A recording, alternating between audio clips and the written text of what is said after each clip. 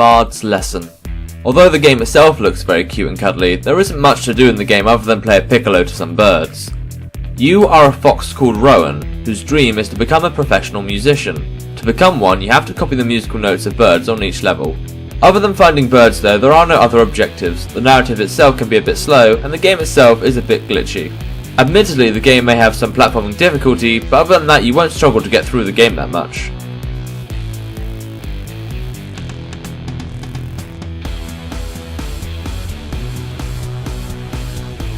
Archery World Tour.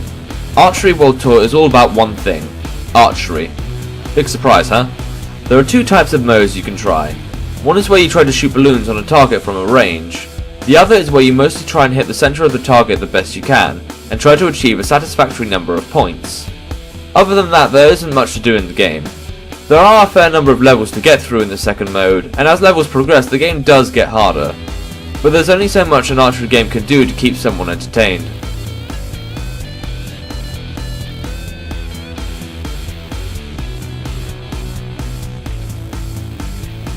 The Book of the Death for Dummies. Whilst the game itself is relatively interesting and requires you to think a little, the execution is a bit off. The main character George is hired by Death to manage other people's deaths, whilst the Grim Reaper goes on holiday. You play as George, deciding who should live and who should die in order to reduce the number of deaths which could happen if the wrong person is killed. The plot does seem interesting, but the game is flawed for a few reasons. Firstly, you'll find the grammar is incorrect a lot of the time, mainly due to the fact the game was made in Portuguese. Then there's the issue of some deaths still leading characters to do things despite you killing them.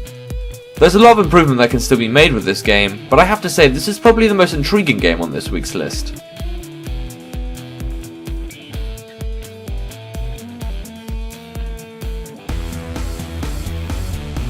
Dangerous Adventure 2.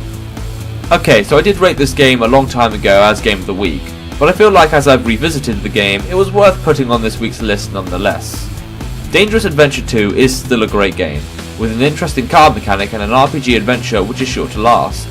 As I've noted the last time I reviewed the game, Dangerous Adventure 2 does feel like it copies games like Candy Crush and Bejeweled in a way, but to be fair, the game makes up for it by allowing you to set up a deck and devise a way to defeat certain enemies. It's just a great game I recommend playing to this day.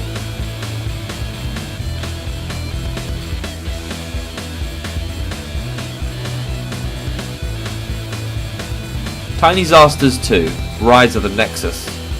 Armour Games has called Tiny Disasters 2 a Game of the Year title, and I have to say, whilst the game isn't a Game of the Week for me, it isn't too far off from being one.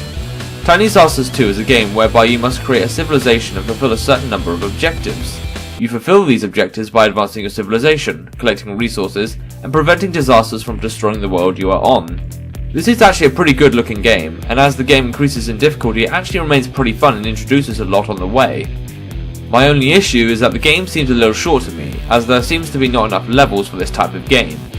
But regardless, Tiny Disasters 2 is a more unique experience compared to a lot of free games out there.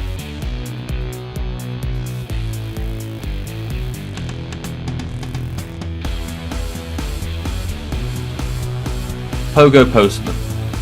To be honest, even though this is Game of the Week, I'm not sure I should be promoting my Let's Play of this game. After all, I tend to say the most strange and offensive things when I play rage games such as these. However, I have to say, despite ripping off the rage game Getting Over It, Pogo Postman is a brilliant game which deserves praise. You have to navigate your postman to the post box where a letter must be delivered. The catch?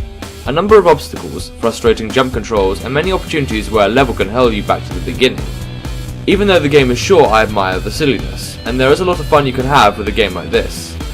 Hence, despite being a frustrating game to play, Game of the Week is Pogo Postman.